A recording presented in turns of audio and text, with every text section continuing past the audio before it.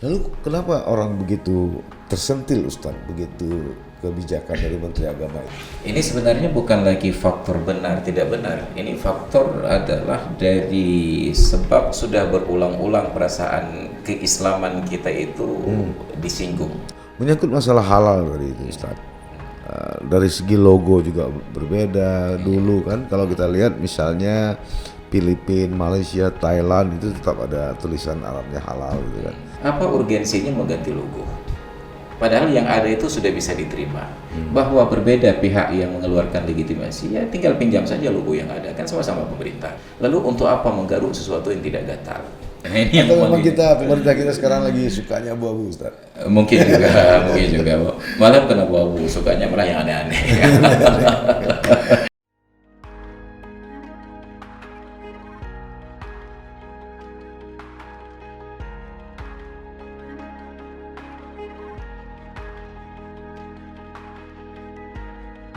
Assalamualaikum warahmatullahi wabarakatuh.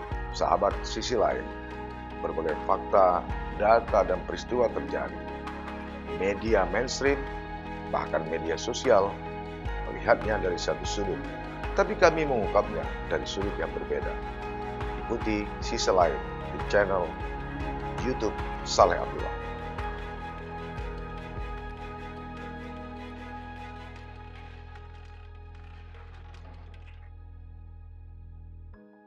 Assalamualaikum warahmatullahi wabarakatuh.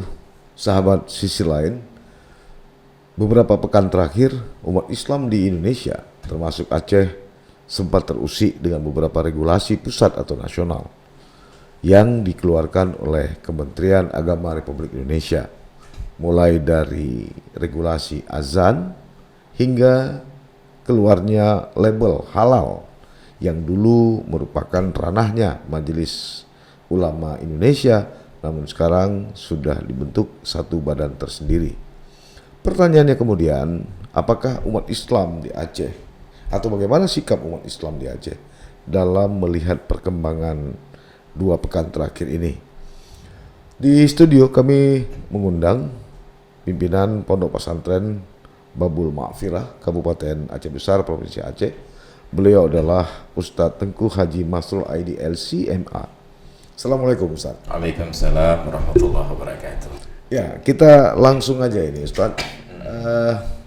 Fenomena apa yang terjadi di negeri kita ini akhir-akhir ini, mulai dari mengatur soal saf dengan alasan pandemi, kemudian tidak boleh ke masjid, sekarang menjelang Ramadan muncul lagi soal regulasi. Apa ini kira-kira? Ya, bismillahirrahmanirrahim. Assalamualaikum warahmatullahi wabarakatuh. Waalaikumsalam. Semua fenomena yang kita alami sekarang ini tidak terlepas dari nubuat yang disampaikan oleh Rasulullah 14 abad yang silam, bahwa ja'al islamu qariban fasayaudu qariban fatuba yawma idzin lil ghuraba. Islam ini dulu datang terasa asing, aneh, baru datang, kemudian berkembang, nanti di akhir zaman akan terasa aneh lagi. Maka di akhir zaman tersebut beruntunglah orang-orang yang dipandang aneh itu. Dia tetap konsisten dengan agamanya, tapi dia dipandang aneh oleh lingkungan sekitarnya. Dan itu juga pembenaran dari hadis Nabi bahwa nanti di akhir zaman umat-umat di seluruh dunia ini akan memperebutkan kalian itu seperti orang yang berebut hidangan di atas meja. Maka para sahabat bertanya, ya Rasulullah, wa min qillatin nahnu yawma idzin, apakah kami di saat-saat peristiwa itu terjadi termasuk tergolong minoritas? Itu pertanyaan, kekhawatiran para sahabat. Apakah itu terjadi karena jumlah yang sedikit? Apa jawaban Nabi? Bukan, justru kalian mayoritas. Tetapi mayoritas kalian itu yang tanpa pondasi, tanpa kekuatan, seperti buih di ombang-ambing di lautan. Dan nubuat-nubuat itu sudah kita perhatikan hari ini, bagaimana umat Islam sebagai pemilik sah kedaulatan bangsa, karena kita yang berjuang bukan hanya tentang penjajahan, tetapi juga faktor ideologis, faktor agama, yang negara mengakui kalau bukan karena resolusi jihad dari Nahdlatul Ulama, maka Indonesia ini sudah jatuh ke tangan Belanda. Jadi justru di tangan umat Islam lah benteng terakhir negeri ini dulu bisa merdeka dari penjajahan. Dan itu diakui secara resmi di dalam pembukaan konstitusi dengan berkat rahmat Allah. dan dengan didorong oleh keinginan luhur supaya berkehidupan kebangsaan yang bebas. Namun kenyataannya dengan populasi lebih dari 80% penduduk negeri ini adalah umat Islam, justru ada banyak sekali kebijakan-kebijakan dari pemerintah, istimewanya dalam rezim ini yang menyakiti hati umat Islam, yang menindas umat Islam dan sangat vulgar terlihat, tidak perlu analisa mendalam. Setiap orang yang punya nurani pasti paham ada hal yang tidak beres di negeri ini.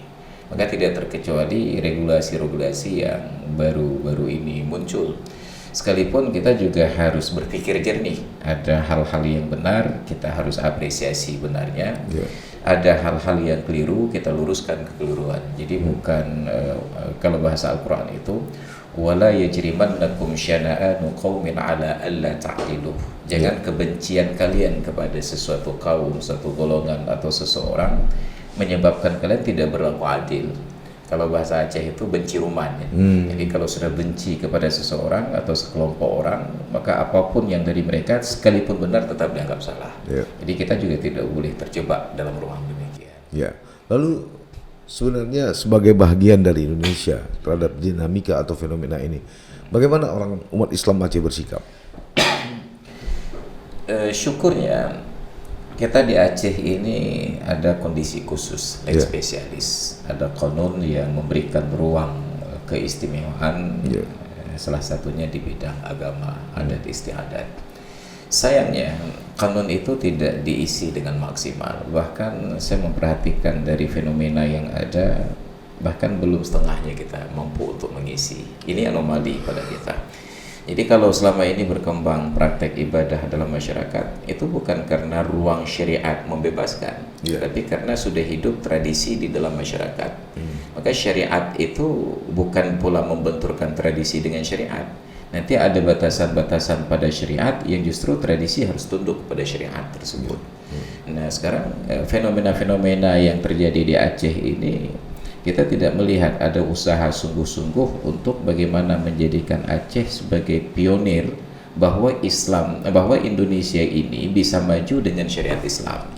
Justru yang terjadi sekarang, entah kesalahannya di mana, justru dengan syariat Islam kita dijadikan bahan olok-olok. Gara-gara syariat Islam di Aceh, Aceh menjadi provinsi termiskin di Sumatera. Nah, padahal perjuangan syariat Islam itu yang paling utama adalah membebaskan dari kemiskinan. Karena itu perkara yang paling dikhawatirkan oleh Nabi, kadal faqiru ayyakuna kufran, hampir-hampir saja orang fakir itu terjerumus kepada kekafiran.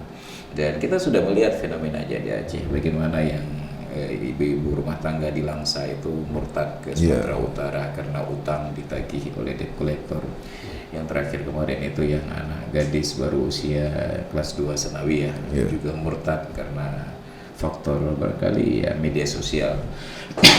Jadi fenomena ini luar biasa. Jadi kita belum memaksimalkan ruang syariat yang tersedia itu untuk benar-benar menjadikan syariat itu berdaulat. Termasuk dalam ekonomi ya. Termasuk kita ekonomi. Berusaha untuk menghindari riba, tapi kemudian itu menjadi kontraproduktif. Sebenarnya kanunnya bagus, hanya kebijakan aplikasi dari kebijakan tersebut yang tidak sesuai dengan kanun.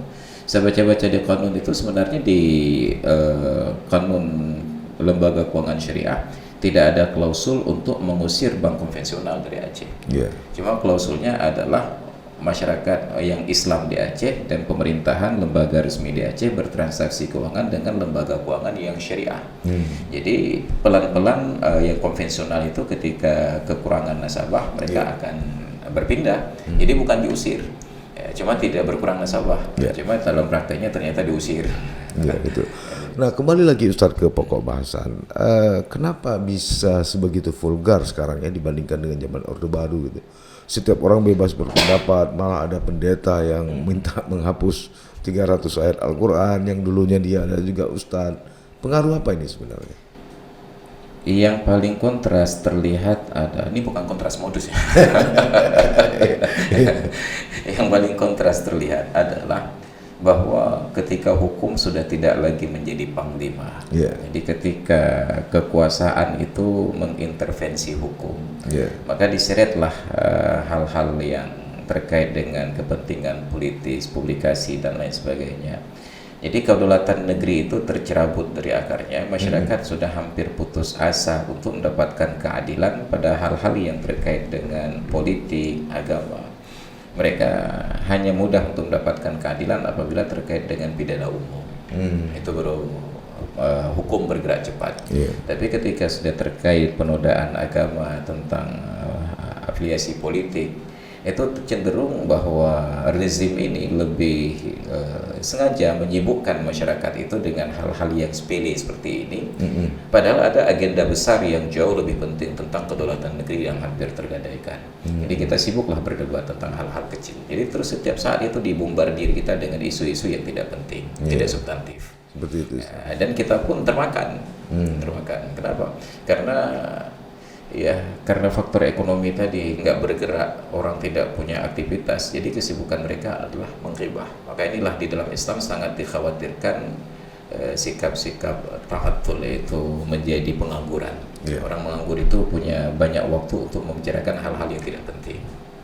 Di beberapa media online maupun cetak, kita membaca bahwa sejumlah umat minoritas di Aceh justru mengaku tidak terusik misalnya dengan azan gitu ya.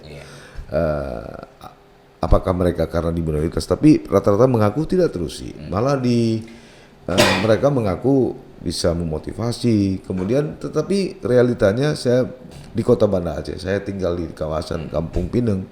Itu yang terdengar sayup-sayup orang mendalai, orang mengaji, orang berzikir itu hanya di daerah Tungku. Yang lain masjid semua diam. Ini padahal kita kan istimewa, Ustaz. Nah, inilah yang menjadi polemik tadi. Ada ukuran personal, ada ukuran komunal.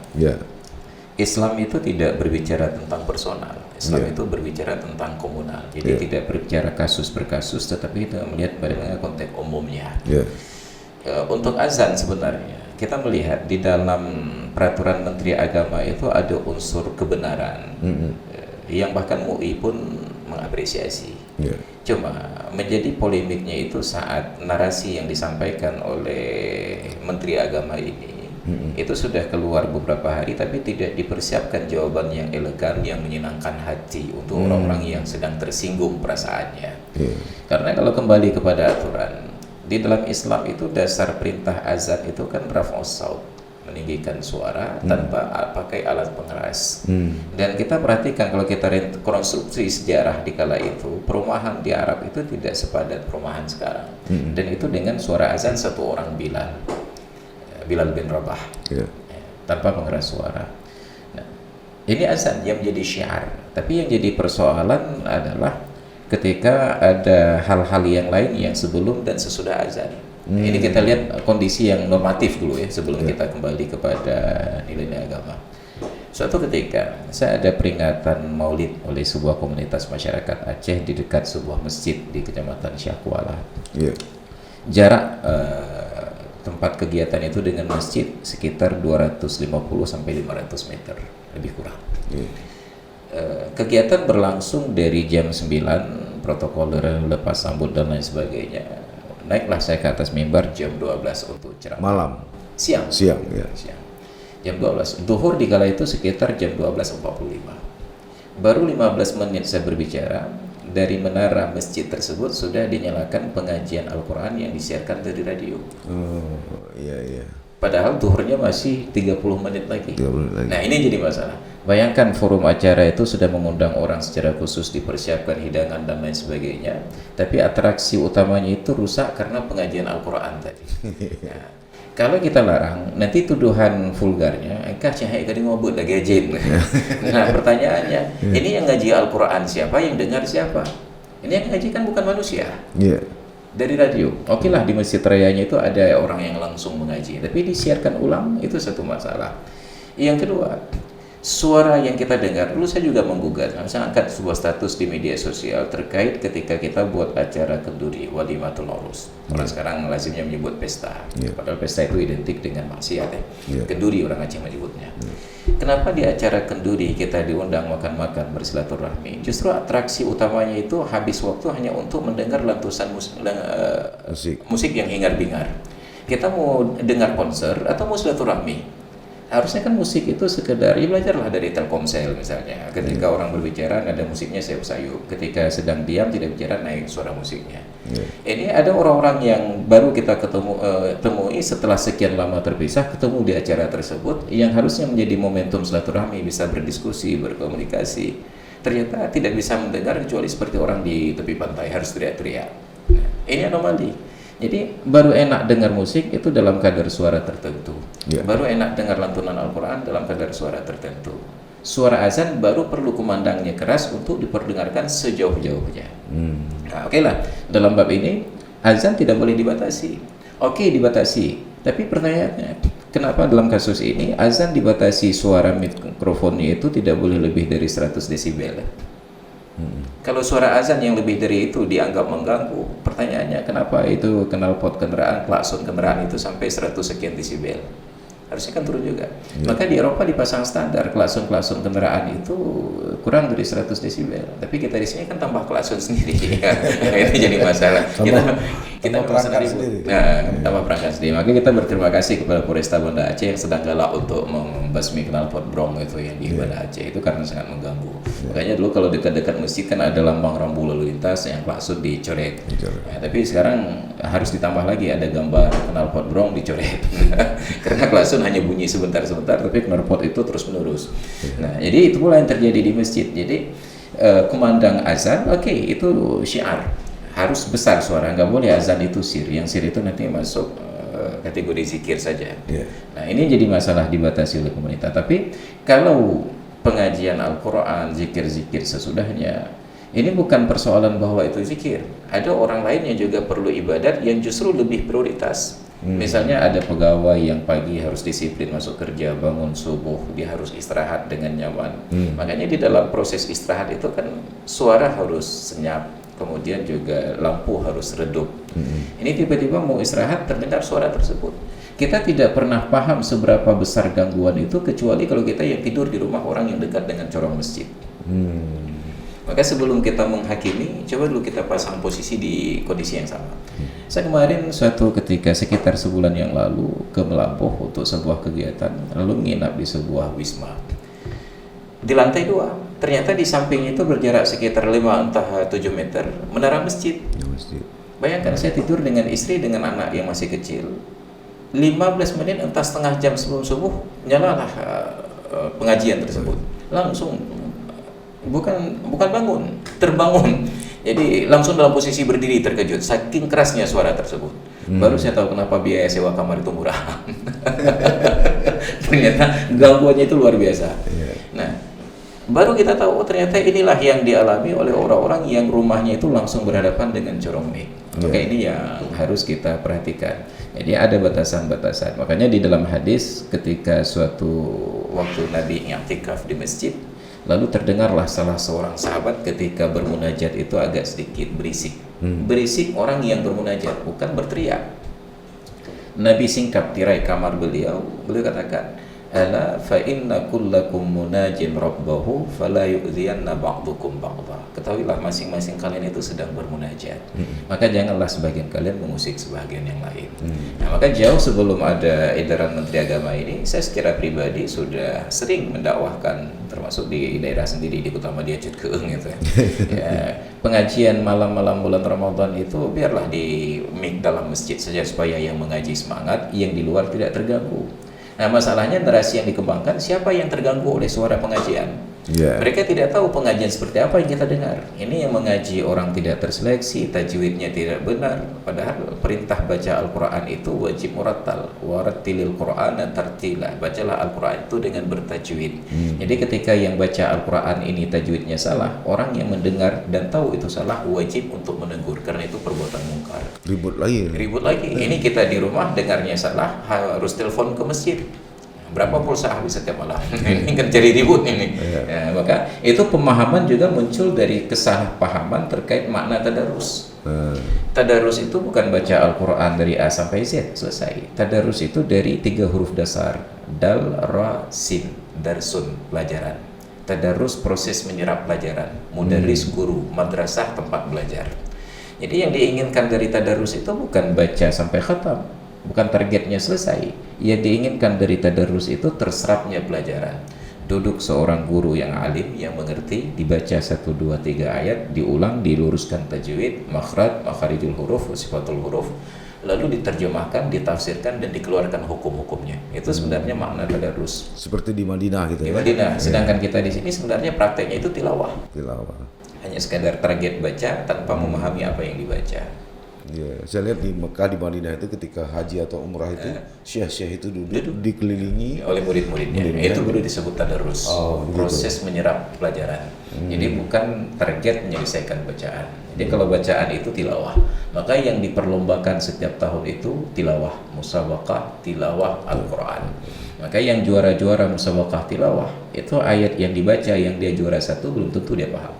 Lalu kenapa orang begitu tersentil Ustadz, begitu kebijakan dari Menteri Agama itu, termasuk di Wakil Bupati Aceh Besar menyatakan menentang itu, nggak berlaku itu di Aceh. Ya, ini sebenarnya bukan lagi faktor benar tidak benar. Ini faktor adalah dari sebab sudah berulang-ulang perasaan keislaman kita itu disinggung. Jadi terakumulasi. Ini sudah, kalau balon itu sudah regangannya itu sudah maksimal. Muncul kesadaran kolektif itu. Kesadaran kolektif. Jadi sedikit saya disentuh itu semua memori-memori tentang hal-hal masa lalu itu bangkit semuanya. Padahal persoalannya tidak besar. Kita tidak pernah marah melihat orang yang tidak sholat. Kita tidak pernah marah melihat orang yang tidak datang ke masjid waktu azan. Kita hanya marah ketika ada orang yang membatasi suara azan. Ini kan anomali dari pemahaman kita. Coba kenapa sekarang diributkan perkara ini? Karena ini akumulasi dari hal-hal yang sebelumnya. Jadi sudah mengendap di dalam memori kita umat Islam, lalu ditambah lagi persoalan ini. Maka meledak, daya ledaknya itu sangat tinggi. Menyangkut masalah halal dari itu Ustaz. Dari segi logo juga berbeda. Dulu kan kalau kita lihat misalnya Filipina, Malaysia, Thailand itu tetap ada tulisan Arabnya halal gitu kan. MUI juga melakukan itu. Ini sekarang sudah muncul yang lain, ribut lagi. Ini fenomena apa ini? Saya perhatikan psikologi masyarakat kita ini, kalau kita analogikan seperti kasus kebakaran, kita sebenarnya lebih sibuk meniup asap daripada memadamkan api. Jadi asap aja kita tiup, apinya nggak ada yang padamkan. Jadi substansi tentang logo halal itu bukan tentang logonya, tapi tentang bagaimana menyelamatkan umat Islam dari yang haram. Nah, justru yang penting itu, yang seharusnya kita ajukan adalah bukan logo halal, logo haram. Karena yang haram terbatas, yang halal itu unlimited. Jadi kalau semua yang halal-halal harus buat logo itu biayanya sangat mahal. Justru yang haram. Yang haram yang terbatas itu yang harusnya dibuat logo. Ini bank riba haram tulisannya, logo haramnya dibuat. Ini kan mengandung arak haram, kan terbatas. Jadi orang tidak perlu lagi baca tertulis haram, artinya udah jelas. Karena yang halal itu ruangnya sangat luas dan itu menghabiskan energi. Jadi kita tidak diwajibkan di dalam agama itu untuk meneliti sampai detail ke dapurnya. Kita hanya di ruang yang disajikan. Tugas pemerintah itu untuk memastikan. Nah, maka substansi masalah kita bergeser dari halal haram kepada logo tadi. Nah, itu satu masalah. Masalah yang kedua, apa urgensinya mengganti logo? Padahal yang ada itu sudah bisa diterima. Bahwa berbeda pihak yang mengeluarkan legitimasi, ya tinggal pinjam saja logo yang ada. Kan sama-sama pemerintah, MUI pemerintah, yang lembaga dari Kementerian Agama ini juga pemerintah. Kan nggak ada hak paten ini minta dari MUI harus bayar sekian dulu untuk pakai logo kalian. Logo ini sudah diterima, orang sudah tidak ada keributan lagi. Lalu untuk apa menggaruk sesuatu yang tidak gatal? Nah, satu. Yang kedua, itu yang ketiga. Cara membuat logo itu pun keluar dari kaedah-kaedah yang dipahami. Itu belum lagi nanti membenturkan tentang unsur kesukuan. Kenapa yang lebih terlihat itu justru warna luriknya Jawa, kemudian gambar wayangnya itu. Walaupun ada pembenaran dari Menteri Agama, dari pihak Kementerian Agama bahwa itu ada kubah masjid. Siapa yang bangun kubah masjid begitu? Ini yang jadi masalah bukan dari sudut pandang mereka. Yang dilihat oleh masyarakat apa yang terlihat.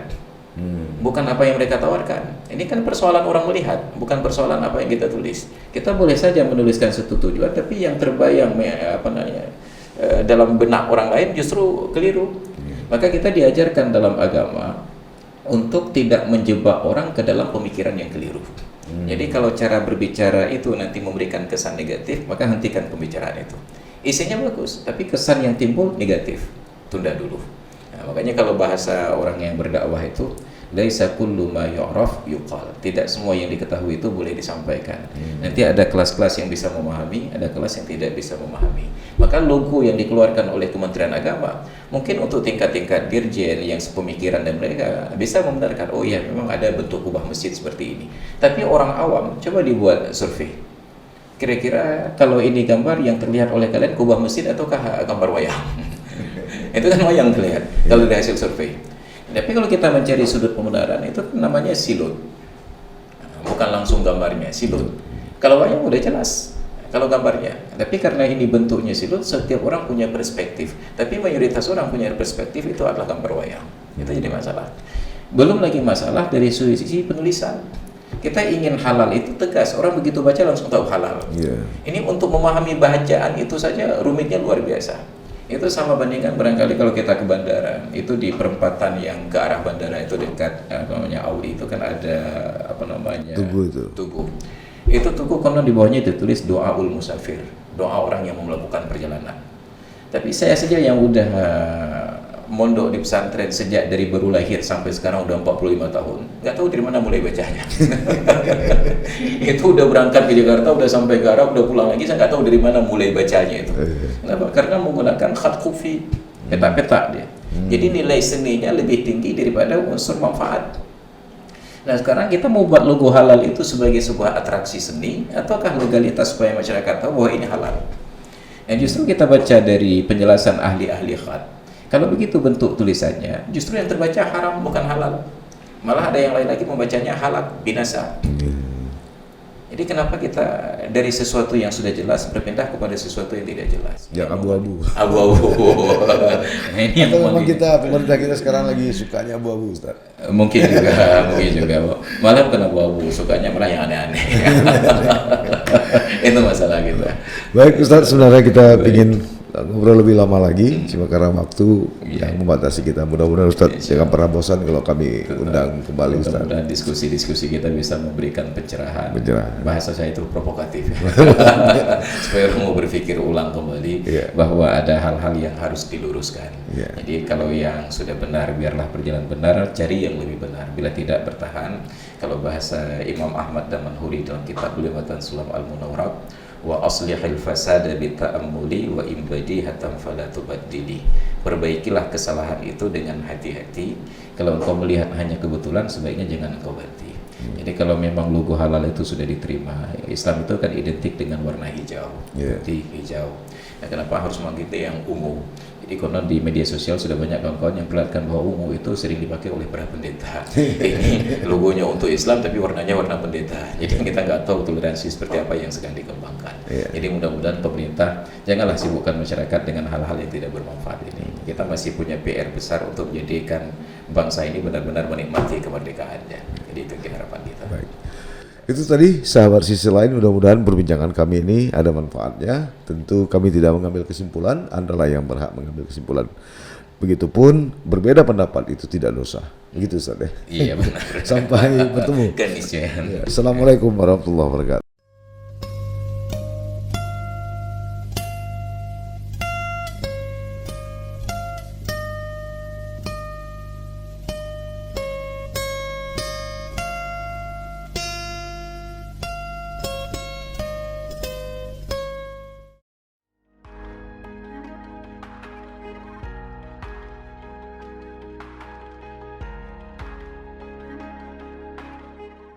Jangan lupa like, komen, dan subscribe.